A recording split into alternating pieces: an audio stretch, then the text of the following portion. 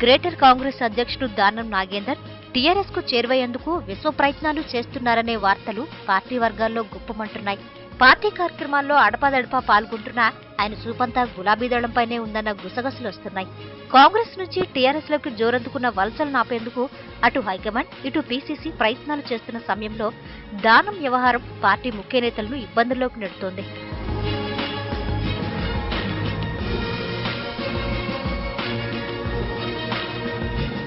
దానం నాగేందర్ గులాబీ పార్టీ వైపు ఆకర్షితులవడానికి కారణాలెన్నో. ఆయన వర్గం నేతలు, కార్పొరేటర్లు ఇప్పటికే టీఆర్ఎస్ తీర్థం పుచ్చుకున్నారు. ఇక ఒంటరిగా ఉండి ఏం చేస్తాననుకున్నారో లేక రాజకీయ ప్రత్యామ్నాయం దిశగా ఆలోచిస్తున్నారో తెలియదు గాని తన శిష్యవర్గంతో కలిసి నడిచే ప్రయత్నాలు ముమ్మరం చేశారన్న వాదన వినిపిస్తోంది. టీఆర్ఎస్ ముఖ్య నేత కె కేశవరావుతో దానం గత కొద్ది రోజుల నుంచి తరచూ మంతనాలు జరుపుతున్నట్టు తెలిసింది.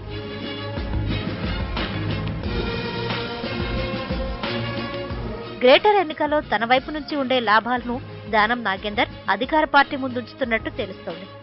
గ్రేటర్ ఎన్నికల్లో సెటిలర్లను ఆకట్టుకునేందుకు తుమ్మల నాగేశ్వరరావు ఉన్న హైదరాబాద్లోని మార్వాడీలతో పాటు ఇతర సెటిలర్లను ఆకట్టుకునేందుకు తలసాంతో పాటు తాను తోడైతే గ్రేటర్ ఫలితాలు వన్ సైడ్ అవుతాయని కేకేతో చెప్పినట్టు సమాచారం.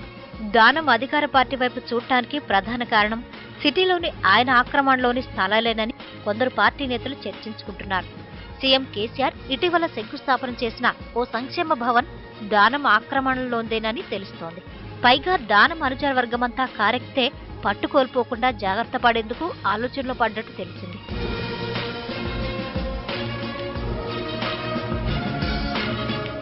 అయితే దానం ప్రతిపాదనలపై సీఎం కేసీఆర్ పెద్దగా స్పందిస్తున్నట్టు లేరని సమాచారం.